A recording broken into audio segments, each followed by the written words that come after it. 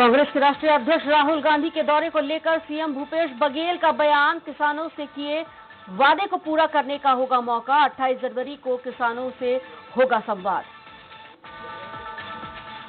BJP के प्रदेश प्रभारी अनिल जैन का कांग्रेस पर तीखा हमला। विपक्ष के गठबंधन पर कसा तंज। कहा, जिनकी नीति है ना नियत वो कर रहे हैं मोदी को हटाने की बात। हार की जिम्मेदारी और इस्तीफे की बात पर बीजेपी के प्रदेश प्रभारी अनिल जैन ने खोया आपा। पत्रकारों को कहा कांग्रेसी। नाराज पत्रकारों ने किया प्रेस कॉन्फ्रेंस का बहिष्कार। छत्तीसगढ़ में भी प्रियंका गांधी से लोकसभा चुनाव में प्रचार करवाने की तैयारी। सीएम भूपेश बघेल ने कहा, प्रियंका के राजनीति में आने से कार्यकर्ताओं में उत्साह। यूपी के बाहर प्रचार किया तो हम भी देंगे न्यौता। गरगौड़ा में एसईसीएल कंपनी के खिलाफ ग्रामीणों का हल्ला बोल। महिला बच्चों के साथ सड़क पर दिया धरना। मुआवजा और विस्थापन की मांग पूरी न होने से है नाराज। रायगढ़ में वाहन चेकिंग के दौरान बवाल। सीएसपी से कागज रखने का सवाल पूछने वाले को हवालात में बिठाया। लोगों के थाना घेरने के बाद बैकफुट में आई पुलिस। सूरजपुर में ईंट भट्टों में से छुड़ाए गए बाल श्रमिक। महिला बाल विकास और पुलिस की संयुक्त टीम ने की कार्रवाई। बलरामपुर के बच्चों से कराई जा रही थी बेगारी। बिलासपुर से आयकर विभाग की कार्रवाई। आरकेटीसी ट्रांसपोर्टर और जैन इंटरनेशनल स्कूल के संचालक के राशि पावर प्लांट पर मारा छापा। टैक्स चोरी की शिकायत के बाद अधिकारी कर रहे दस्तावेजों की जांच। छत्तीसगढ़ से लगे उड़ीसा बॉर्डर के ब्रजराज नगर में हुई आर्थिक नाकेबंदी। खनिज संपदा लाने वाले वाहनों के थमे पहिए। यात्री हो रहे परेशान। राजनांदगांव में 9 लाख का इनामी नक्सली दंपति गिरफ्तार। 50 से ज्यादा नक्सली वारदातों में है शामिल। 11 साल से पुलिस कर रही थी दोनों की तलाश। नमस्कार, स्वराज एक्सप्रेस में आपका स्वागत है। मैं हूं सोनिया वर्मा। बुलेटिन की शुरुआत करेंगे और बात करेंगे राजनांदगांव के पुलिस ने 9 लाख के इनामी नक्सली दंपति को पकड़ने में सफलता पाई है। गिरफ्तार नक्सली का नाम पवन उर्फ लातूर और पत्नी का नाम श्यामा उर्फ मंकी है। दोनों 50 से अधिक नक्सली वारदातों में शामिल थे। 3 थानों की पुलिस को दोनों की 11 साल से तलाश थी। पुलिस को 1 सप्ताह के अंदर दूसरी ये बड़ी सफलता मिली है। आईजी रतनलाल डांगी ने प्रेस कॉन्फ्रेंस कर नक्सलियों के बारे में जानकारी दी है। तो इसको बस्तर पुलिस को सौंप दिया जाएगा और आगे से ये लोग पूछताछ करके जिस तरह की जो इन्होंने बताया कि बहुत बड़ी बड़ी घटनाओं में लोग शामिल रहे हैं, चाहे वो ब्लैकआउट की घटना हो, चाहे वो माहौरबेड़ा में घटना हो, चाहे खुदूर घाटी में जो घटना हुई थी जिसमें हमारे। वहीं सुकमा में एक बार फिर नक्सलियों की सक्रियता देखी जा रही है। नक्सलियों के देवरपल्ली गांव के पास पेंट से लिखकर यहां 25 से 31 जनवरी तक प्रचार अभियान चलाने का ऐलान किया गया है। साथ ही 31 जनवरी को भारत बंद करने का आह्वान किया है। नक्सलियों ने इलाके में पर्चे भी फेंके हैं। ये पर्चे दंडकारण्य स्पेशल जोनल कमेटी द्वारा जारी किए गए हैं। नक्सलियों की सक्रियता के बाद इलाके में यहां दहशत का माहौल है। वहीं छत्तीसगढ़ से लगे उड़ीसा बॉर्डर के NH 49 में आर्थिक नाकेबंदी कर दी गई है, जिससे उड़ीसा से छत्तीसगढ़ आने जाने वाली गाड़ियां थम गई हैं। उड़ीसा और छत्तीसगढ़ दोनों ही प्रदेश से गिट्टी, चूना, पत्थर सहित कई सामानों का प्रतिदिन आना जाना लगा रहता है, जिससे दोनों ही प्रदेश के उद्योगों पर प्रभाव पड़ता देखा जा रहा है। इस नाकेबंदी के कारण खनिज संपदा परिवहन ठप हो गया है और वहीं यात्रियों को भी भारी असुविधा का सामना करना पड़ रहा है। उड़ीसा पुलिस मौके पर निगरानी कर रही है ताकि कोई अप्रिय स्थिति यहां पर ना हो सके। अभी तो बहुत सारी लंबी कतार पर खड़े हैं, बहुत गाड़ी जाम किए हैं, जिसमें कोयला गाड़ी है, लाइन की गाड़ी है, सब टैक्सी नंबर गाड़ी जितना भी है सबको हम बंद किए हैं। उसके साथ पर्सनल गाड़ी भी बंद किए हैं, 4 चक्का, खाली 2 चक्का को छोड़ रहे हैं और जो इमरजेंसी है उसको छोड़ रहे हैं। आपको बता दें कि ये खबर रायगढ़ से थी, जहां जो है नाकेबंदी हो गई थी। और चलिए खबरों में आगे बढ़ते हैं और बात करते हैं रायपुर में राहुल गांधी के दौरे को लेकर मुख्यमंत्री आवास पर बैठक हुई। बैठक में सीएम भूपेश बघेल सहित प्रदेश के सभी मंत्री शामिल हुए। राहुल गांधी 28 जनवरी को नया रायपुर के मेला स्थल में किसानों को संबोधित करेंगे। शपथ ग्रहण के बाद ये राहुल गांधी का पहला छत्तीसगढ़ दौरा है, इसलिए कांग्रेस इसे भव्य कार्यक्रम बनाना चाहती है। इस दौरान भूपेश बघेल ने कहा कि ये कार्यक्रम किसानों से किया वादा पूरा करने का अवसर है। उन्होंने कहा कि ये कार्यक्रम एक बड़ा कार्यक्रम होगा। ऐतिहासिक समारोह होगा जिसमें पूरे प्रदेश के किसान आएंगे और जिसमें तैयारी करने की जिम्मेदारी जहाँ शासन के तो है ही, लेकिन बचत जिम्मेदारी है जिसमें संगठन की ओर से लोग लगेंगे, जिसमें हमारे वहाँ व्यवस्था देखने के लिए धनेन्द्र साहू जी, सत्यनारायण शर्मा जी, राजेश तिवारी और गिरीश देवांगनी, सारे लोग उसमें लगेंगे। यहाँ की तैयारी के लिए बचत पूरे प्रदेश में अलग अलग लोगों की जिम्मेदारी पूरे संगठन के अध्यक्षों को और पदाधिकारियों को दी गई है। राहुल जी का कार्यक्रम है रायपुर में 28 तारीख को 2 बजे, तो उसी की तैयारियों के संबंध में किसानों के प्रति आभार व्यक्त करना है जो छत्तीसगढ़ में कांग्रेस की जिन्होंने सरकार बनाया, जनता के प्रति आभार है। सारे लोगों ने भरपूर सहयोग दिया, तो उसी की तैयारियों के संबंध में बैठक ली गई। रायपुर में कृषि मंत्री रविंद्र चौबे ने एक बड़ा बयान देते हुए कहा कि 26 जनवरी और 28 जनवरी को कांग्रेस घोषणा पत्र को लेकर बड़े ऐलान कर सकती है। 26 जनवरी को मुख्यमंत्री भूपेश बघेल अपने उद्बोधन में बड़े ऐलान करेंगे। साथ ही 28 जनवरी को राहुल गांधी के दौरे पर कांग्रेस सरकार घोषणा पत्र के वादों को पूरा करने की दिशा में कुछ बड़े ऐलान कर सकती है। उन्होंने कहा कि राहुल गांधी के दौरे पर कार्यक्रम की तैयारियां जोरों शोरों से की जा रही हैं। 24 से बात की हमारे संवाददाता रुपेश गुप्ता ने। 28 जनवरी को कांग्रेस के राष्ट्रीय अध्यक्ष राहुल गांधी पहुंचने वाले हैं और जब पहुंचेंगे उसी की तैयारियों को लेकर के मंत्रिमंडल और जिला अध्यक्ष कांग्रेस के तमाम लोगों की बैठक हुई। हमारे साथ कृषि मंत्री रविंद्र चौबे जी हैं, उनसे बातचीत करते हैं। चौबे जी, आज जो बैठक हुई क्या कुछ तय हुआ उसमें? छत्तीसगढ़ में जननेता राहुल जी का आगमन हो रहा है। वो हमारे कांग्रेस अध्यक्ष हैं। चुनाव पहले उन्होंने छत्तीसगढ़ के किसानों से वायदा किया था, किसानों के कर्जे माफ होंगे और धान प्रति क्विंटल 2500 रुपये में खरीदा जाएगा। और किसानों ने इतना बड़ा जनादेश दिया, 3/4 से अधिक बहुमत से कांग्रेस की हुकूमत बनी। राहुल जी ने कहा था 10 दिन में कर्जे माफ होंगे। हमारी सरकार ने, हमारे आदरणीय मुख्यमंत्री जी ने 10 घंटे के भीतर कर्जे माफ किए। और ये ऐतिहासिक इसलिए भी है कि 6100 करोड़ का कर्जा माफी और 2500 रुपये कुंटल में लगभग 5000 करोड़ रुपया। तो ये मैं ऐसा समझता हूं कि 11000 करोड़ एक साथ किसानों के पास जाना, ये अपने आप में ऐतिहासिक सत्य है। और इसकी शुरुआत आदरणीय राहुल जी के उद्बोधन से हुई। उन्होंने किसानों के पक्ष में रायपुर में अपने चुनावी सभा में इस बात की घोषणा की थी। इसलिए राहुल जी का आगमन हो रहा है यहाँ के किसानों को धन्यवाद देने के लिए, और लाखों की तादाद में किसान उपस्थित होंगे। बड़ी आभार रैली होगी, बड़ी आम सभा होगी, राहुल जी संबोधित करेंगे, किसान उनको धन्यवाद देंगे, राहुल जी उसके प्रति आभार व्यक्त करेंगे। इसलिए इसको बेहद ऐतिहासिक बनाने के लिए जिला कांग्रेस कमेटी के सम्मानित अध्यक्षों के साथ पूरी मंत्रिमंडल की आज बैठक हुई है। माननीय मुख्यमंत्री जी ने सबको काम बांटे हैं, दिशा निर्देश किए हैं, और आप देखिएगा 28 तारीख को बड़ी ऐतिहासिक सभा हम रायपुर में करने जा रहे हैं। एक अंतिम सवाल कि 26 जनवरी का इंतजार सबको है कि बड़ी घोषणा हो सकती है। दूसरा महत्वपूर्ण कि बजट आने वाला है, सरकार का पहला बजट होगा, जब पूरा बजट होगा, बहुत सारी उम्मीदें। निश्चित रूप से जन घोषणा पत्र हमारी जनता के बीच जाने का एक सबसे बड़ा माध्यम था, और उसकी शुरुआत, उसमें एग्जीक्यूशन और इम्प्लीमेंट की शुरुआत हमने कर दी है। अब लोगों को भरोसा है कि जन घोषणा पत्र के शेष और जो हमने किए गए वायदे हैं उसमें सबसे महत्वपूर्ण कौन सा है और गरीबों के लिए क्या कुछ किया जा रहा है।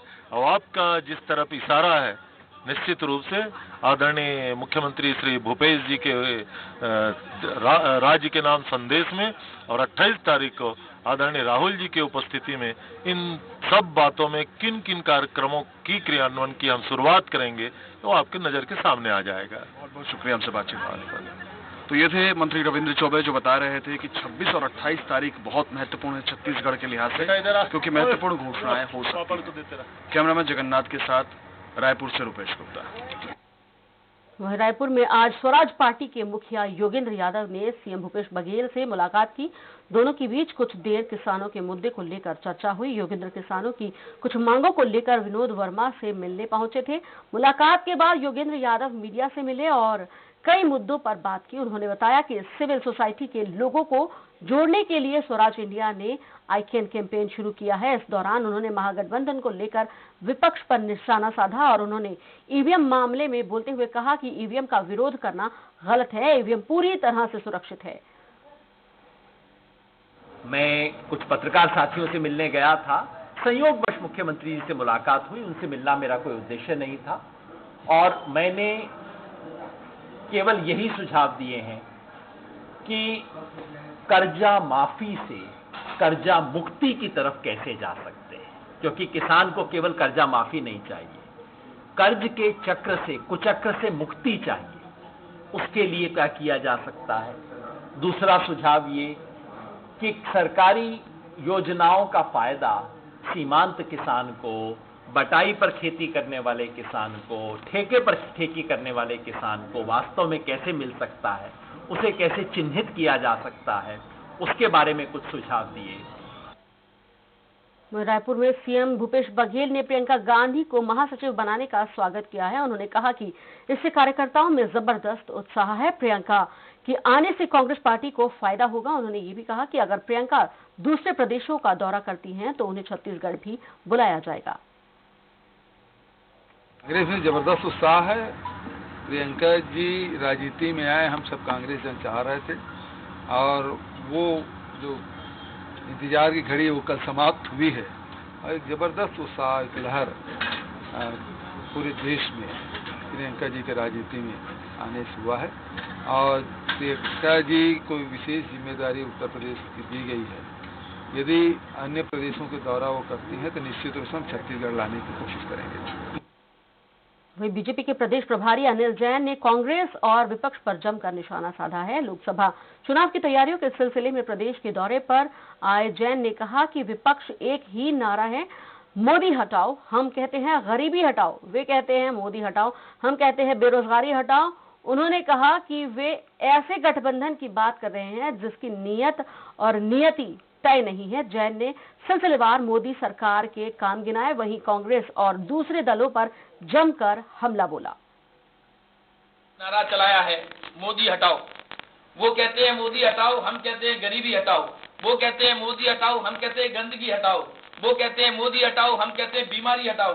वो कहते हैं मोदी हटाओ, हम कहते हैं भ्रष्टाचार हटाओ। वो कहते हैं मोदी हटाओ, हम कहते हैं जातिवाद हटाओ। वो कहते हैं मोदी हटाओ, हम कहते हैं तुष्टीकरण हटाओ। वो कहते हैं मोदी हटाओ, हम कहते हैं बेरोजगारी हटाओ। उनका नारा, जिस गठबंधन की बात की जाती है, ऐसे गठबंधन जिसका ना तो नेता तय है, ना तो नीति तय है, ना नियत कुछ पता है, तो उनकी नियति कैसी होगी ये आप समझ सकते हैं। आज देश की जनता इस बात से आश्वस्त है कि इस बार फिर मोदी सरकार पहले के ज्यादा बहुमत से एनडीए के साथ मोदी सरकार बनने वाली है। इस प्रकार की योजनाएं देश में जिस प्रकार से योजनाएं चली हैं उसका लाभ मिलने वाला है।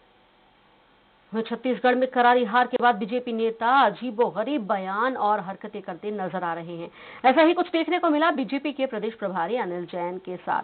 दरअसल बीजेपी की प्रेस कॉन्फ्रेंस के दौरान एक सवाल पर अनिल जैन भड़क गए। जब उनसे पूछा जा रहा है कि नैतिकता के आधार पर क्या इस्तीफा नहीं दिया जाना चाहिए, तो भड़क कर पत्रकारों को नसीहत दे रहे हैं और पत्रकार से पूछा कि क्या आप कांग्रेसी हैं। अनिल जैन उस पार्टी के प्रदेश प्रभारी हैं जिनके नेता हार का कड़वा स्वाद चखने के बाद भी कार्यकर्ताओं को जिम्मेदार बता रहे हैं। नहीं, पद पर बनने का निर्णय आप करेंगे क्या? मेरी पार्टी तय करेगी, ये आप नहीं कर सकते। ये सवाल, इस तरह के सवाल करने का मतलब नहीं है जी। आप कोई तो कांग्रेस के लोग हैं क्या भाई? पद पे बने निर्णय का, पद पे बने का निर्णय नहीं है।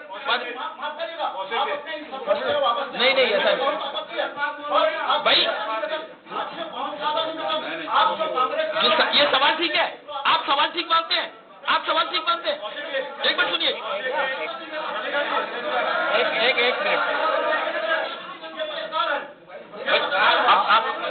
अब आपने बोल दी ना। एक मिनट, एक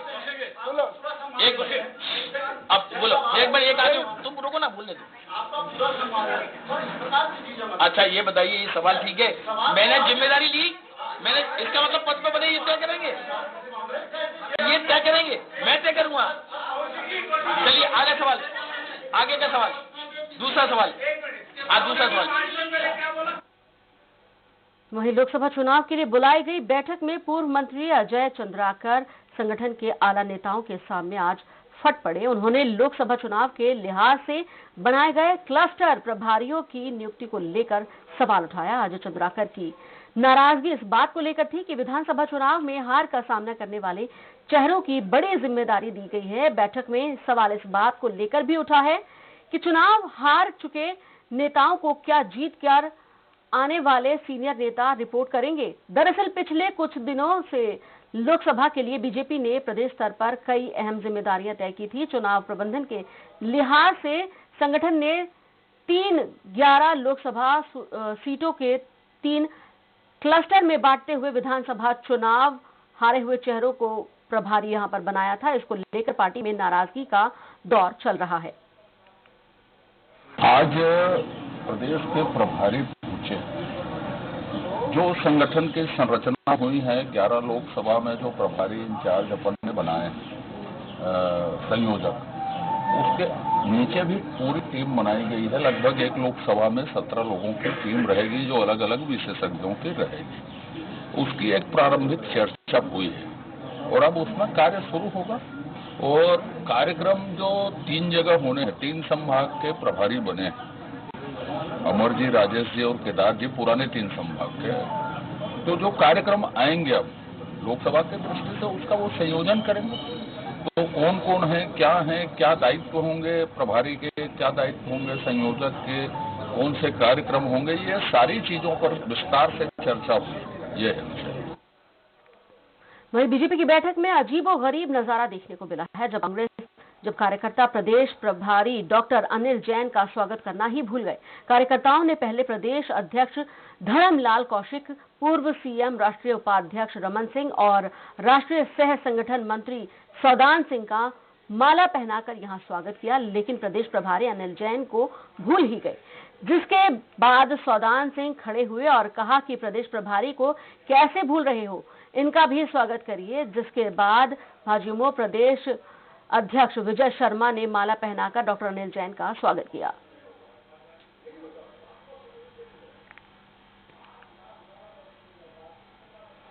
रामगढ़ के तमनार पहुंचे विधायक चक्रधर सिंह का जगह जगह भव्य स्वागत किया गया। इस दौरान उन्हें लड्डुओं से तौला गया और आतिशबाजी भी की गई। भव्य स्वागत से अभिभूत होकर उन्होंने कहा कि आप लोगों के अटूट विश्वास और प्यार को मैं मरते दम तक निभाऊंगा। इलाके में रोजगार, सड़क, बिजली की समुचित व्यवस्था की जाएगी। उन्होंने कहा कि कांग्रेस सरकार गरीबी की सरकार है। आपको बता दें कि स्वागत समारोह में युवा कांग्रेस, NSUI, किसान कांग्रेस सहित सभी मोर्चे के पदाधिकारी भी यहां मौजूद रहे।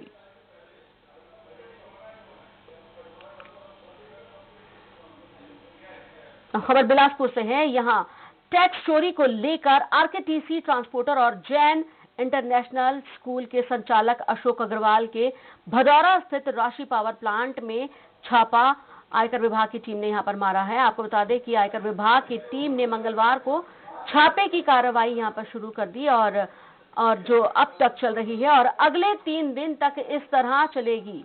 आयकर के अधिकारियों को करोड़ों रुपए की टैक्स चोरी की जानकारी यहां पर मिली थी, जिसके चलते यहां पर यह छापेमारी की कार्रवाई की गई है। भदौरा स्थित राशि पावर प्लांट और RKTC ग्रुप के दस्तावेज आयकर विभाग ने जब्त कर लिए हैं और आपको बता दें कि आयकर विभाग ने ये कार्रवाई बिलासपुर के साथ ही रायपुर, कोरबा, बिलासपुर समेत अन्य 24 ठिकानों पर एक साथ ही की है। आयकर विभाग के अधिकारी लगातार दस्तावेजों की जांच कर रहे हैं। विभाग को बड़ी कर चोरी मिलने की उम्मीद है।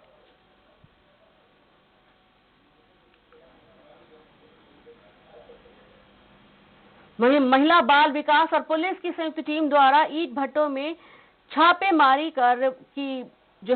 की कार्रवाई की गई और इसमें 3 नाबालिग बच्चों को मुक्त कराया गया।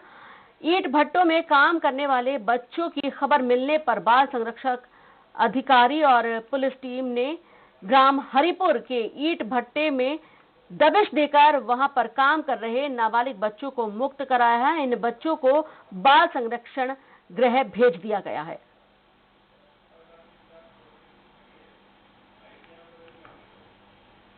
रायगढ़ के घरघौड़ा में SECL कंपनी के खिलाफ ग्रामीणों ने हल्ला बोल दिया है। रोजगार और व्यवस्थापन की मांग को लेकर ग्रामीणों ने चक्का जाम कर दिया। ग्रामीणों का आरोप था कि ग्राम बरौद में स्थापित SECL कंपनी की मनमानी चरम सीमा पर है और ग्रामीण अपनी जमीन देने को यहां पर मजबूर हो गए हैं। उन्हें ना तो मुआवजा मिला है और ना ही विस्थापन और ना ही रोजगार उन्हें दिया गया है। नाराज ग्रामीणों ने सुबह से यहां चक्का जाम कर दिया है। अधिकारियों का मनाने पर भी वो नहीं माने हैं।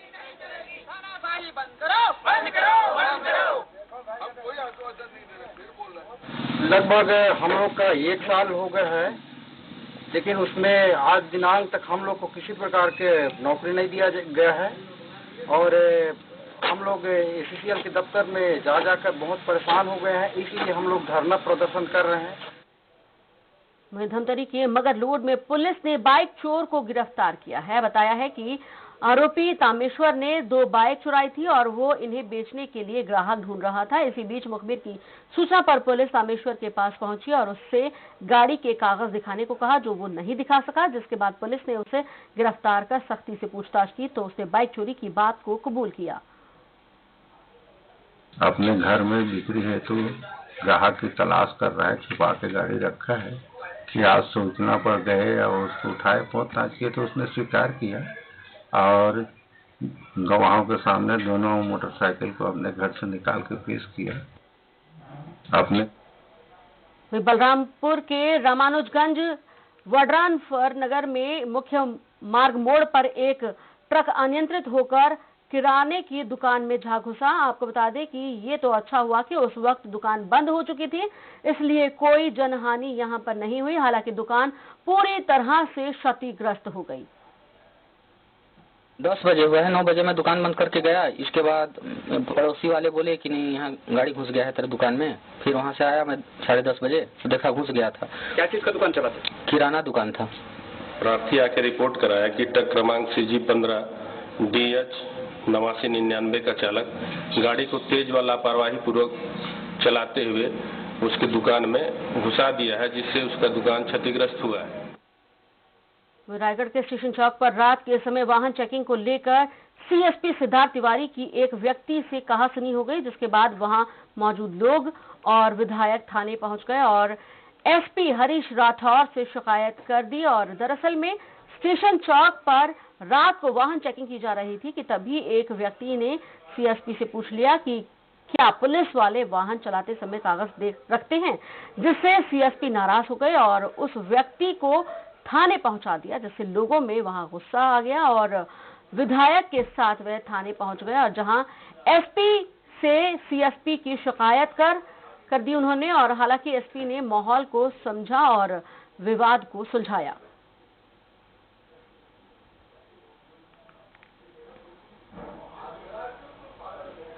इसका तो बहुत गाड़ी यहाँ से चलता है कोयले के लिए। सब गाड़ी हम बंद किए हैं, सुबह 6 बजे से लेकर शाम के 6 बजे तक बंद रहेगा। कोई भी गाड़ी नहीं छोड़ेंगे। कितने गाड़ियाँ अभी यहाँ पर रुकी हुई हैं? अभी तो बहुत गाड़ी लंबी कतार पर खड़े हैं, बहुत गाड़ी जाम किए हैं, जिसमें कोयला गाड़ी है, लाइन की गाड़ी है, सब टैक्सी नंबर गाड़ी जितना भी है सबको हम बंद किए हैं।